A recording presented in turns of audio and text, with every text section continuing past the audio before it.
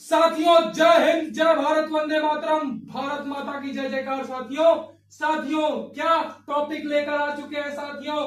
दहेज प्रतिषेध अधिनियम। वही दहेज है साथियों जो दरोगा जी और सिपाही जी बनने के बाद आप लोगों को मिलने तो वाला होगा ही। अब भले कहें आपकी आप नहीं लेंगे, अब ये आपके ईमानदारी और नियत पर निर्भर करता है कि आप दहेज लेंगे या नहीं लेंगे। चलिए हम पढ़ते हैं कानून, क्योंकि इसी कानून को पढ़कर हम यूपीएसआई के वैकेंसी में अपनी एक सीट दरोगा जी के रूप में पक्की करेंगे साथियों। तो बात करते हैं दहेज प्रतिषेध अधिनियम 1961। 1961 ही क्यों साथियों? 1961 दिमाग में आ रहा होगा आपके कि हाँ 1961 ही क्यों लिखा है? तो 1961 साथियों मात्र इसलिए लिख दिया गया है क्योंकि 1961 में ही साथियों ये कानून क्या हुआ था?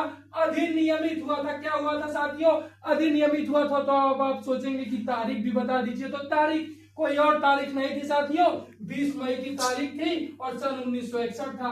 तो 20 मई की तारीख और 1961 में ये कानून क्या हो गया था साथियों? ये कानून हो गया था अधिनियमित। आपके लिए एक और खुशी की बात, जो हमारे मुस्लिम भाई हैं उनके लिए बड़ी खुशी की बात है कि दहेज में जो है मेहर शामिल नहीं है। क्या शामिल नहीं है साथियों? तो मेहर दहेज में शामिल नहीं किया गया है साथियों। तो साथियों बात कर रहे हैं दहेज की परिभाषा कहाँ दी हुई है?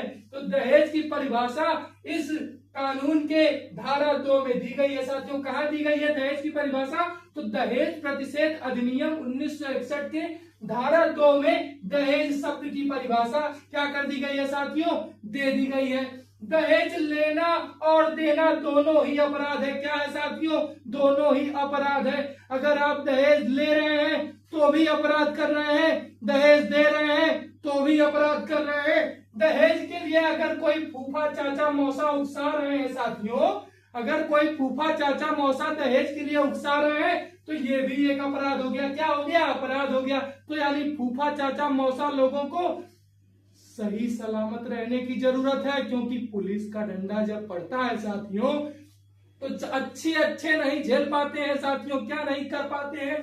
तो फूफा चाचा मौसा लोग सावधान हो जाइए, क्योंकि दहेज के लिए उकसाना भी अपराध है साथियों। क्या है? अपराध है साथियों। और विज्ञापन, जो हमारे मैरिज ब्यूरो वाले साथी हैं जो कि वर वधू की तलाश करवाते रहते हैं और दूसरे की शादी करवाते रहते हैं, दहेज दे के करवाते रहते हैं, तो वो भी सावधान हो जाएं, क्योंकि दहेज प्रतिषेध अधिनियम 1900 माफी चाहूंगा साथियों खांसी के लिए, विज्ञापन पर भी प्रतिबंध लगा दिया गया है।